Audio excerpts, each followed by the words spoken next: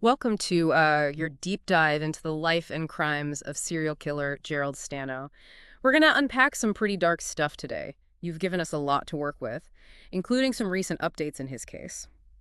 Buckle up. Stano claimed to have killed upwards of 88 people. We're going to examine his confirmed victims, take a look at his early life, and explore what led to his capture and execution. I think what's really striking about this case is the sheer scale of Stano's crimes. While he was convicted of 9 murders, he confessed to 41. And investigators believe the true number could be much higher. That raises so many questions. How did he operate undetected for so long? What drove him to commit such horrific acts? That's what we're here to figure out. To understand Stano's trajectory, let's start at the beginning. With his early life, he was born Paulsanier and given up for adoption at just 6 months old. And the conditions he faced as an infant were horrifying. The sources you provided describe him as functioning at an animalistic level, which is a pretty bleak picture of severe neglect. Imagine a baby so deprived that he resorts to eating his own feces to survive. It's a level of deprivation that's hard to fathom. And it really makes you think about the long-term impact, the psychological impact of such extreme trauma so early in life. It's disturbing to think about. Thankfully, he was eventually adopted by a nurse named Norma Stano, who gave him the name Gerald. But even with loving parents, his behavioral problems continued. He struggled in school, was a compulsive liar, and started getting into trouble with petty crimes. Right. And there's this pattern of deception and manipulation, even in his youth. One story that stands out is him stealing money from his own father to bribe his track teammates to lose to him. It really speaks to this deep-seated need to win, even if it meant being unethical. He just couldn't handle the idea of failing. Even in something as simple as a track meet, it makes you wonder if that drive to control and manipulate others played a role in his later crimes. Yeah, that's a really astute observation. And if we look at his later behavior, he didn't graduate high school until 21. And even then, he couldn't hold down a job. He was constantly getting fired for stealing from his coworkers. There's a clear pattern of dishonesty and just complete disregard for rules. So we're seeing this really troubled individual, unable to function within the boundaries of societal norms. Now, while Stano confessed to starting his murders in his 20s, he also claimed to have killed as a teenager. There were actually several disappearances in his area of residence at the time that align with these claims. But without sufficient evidence, nothing came of it. It's a chilling thought. The possibility that his reign of terror began even earlier than we thought. However, the confirmed timeline of his crimes puts the start in his early 20s, with his victims primarily being young women and girls. And there's a disturbing pattern in his victim selection. They were mostly Caucasian between the ages of 16 and 25, often in vulnerable situations. What's striking is that Stano wasn't limited to one location. His crimes spanned Florida, New Jersey, and Pennsylvania. He was highly mobile. This geographic range makes his case even more complex. It suggests a level of planning and organization that's often associated with more sophisticated serial killers. He wasn't simply targeting women in his immediate vicinity. He was actively seeking out victims across a wide area. So how did this guy finally get caught? A woman named Donna Hensley played a pivotal role in his arrest. Absolutely. Hensley's experience offers a glimpse into Stano's modus operandi, which, for those unfamiliar with the term, refers to a criminal's typical method of operation. In 1980, Hensley, who was working as a prostitute, was attacked by Stano in a hotel room after they got into an argument. He stabbed her 30 times. 30 times. It's amazing that she survived. It really speaks to her resilience and will to live. It does. And her survival was crucial in stopping Stano's crimes.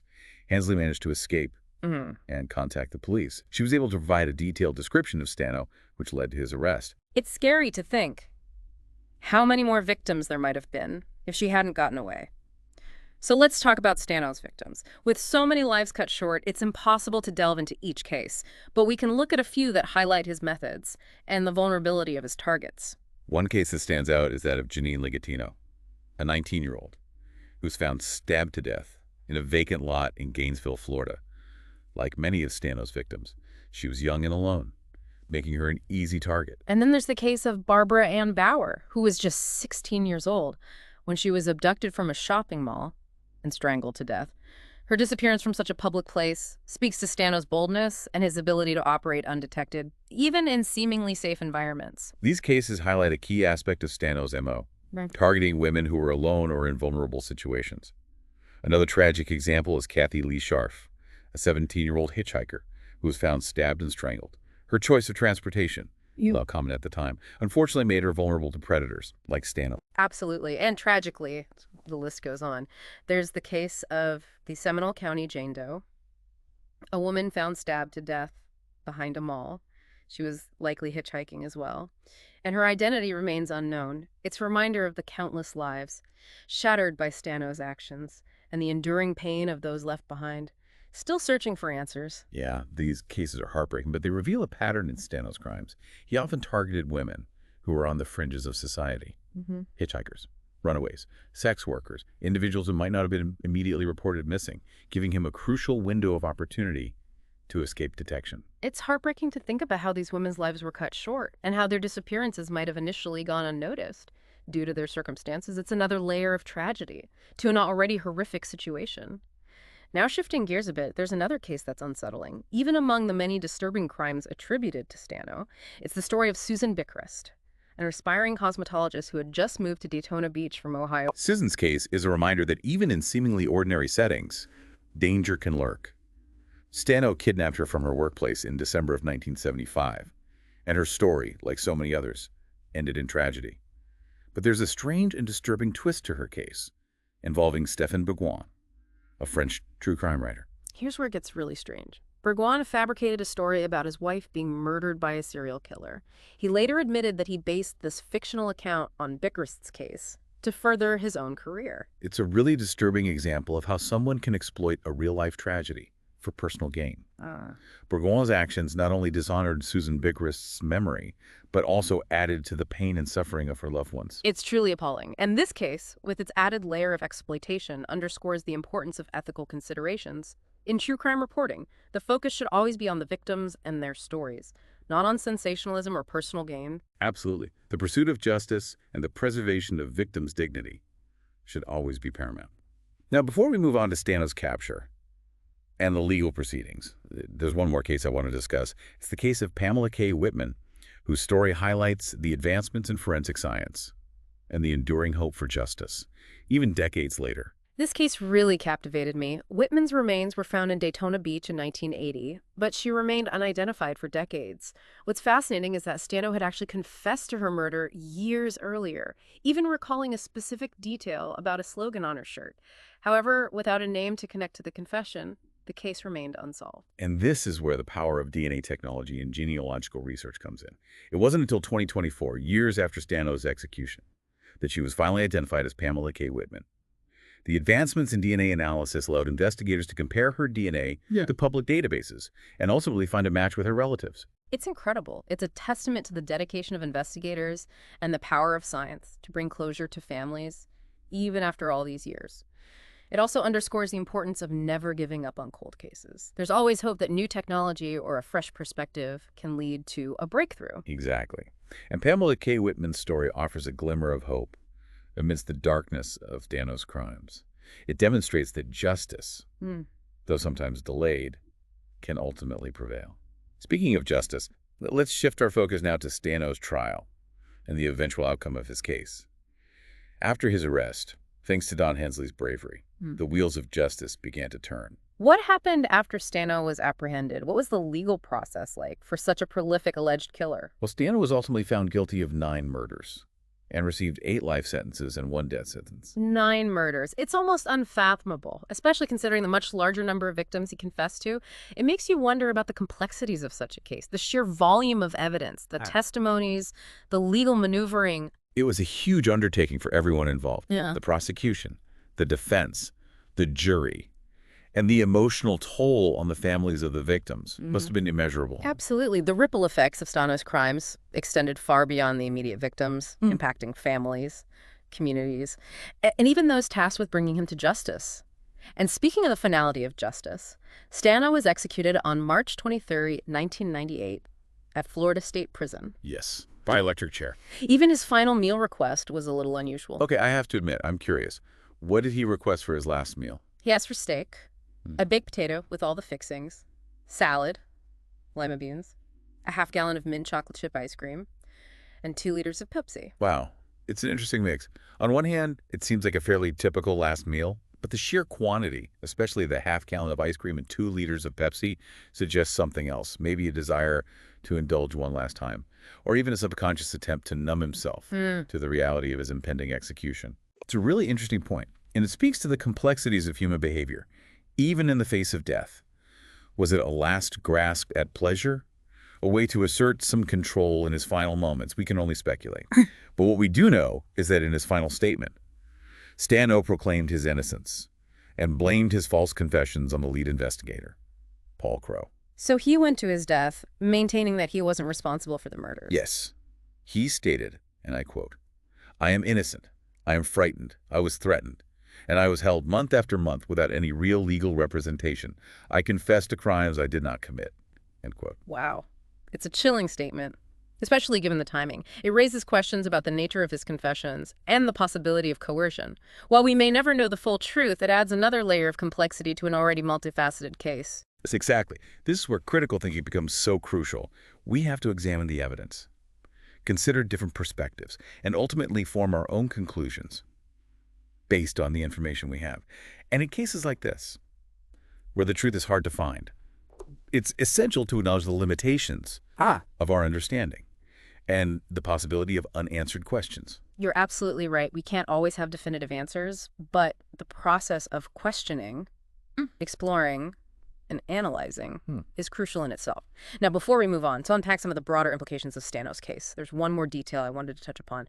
We learned that Stano was actually housed with another notorious serial killer, Ted Bundy. Yes, both Stano and Bundy were on death row in Florida State Prison. It's a strange juxtaposition.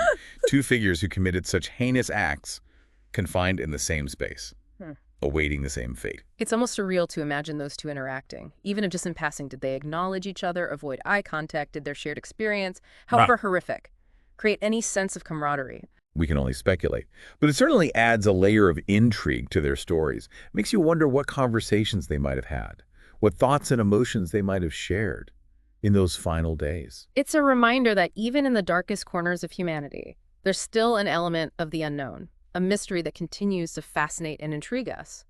But let's shift our focus now to the broader implications of Stano's case. What can we learn from his crimes, and how can we apply those lessons to create a safer society?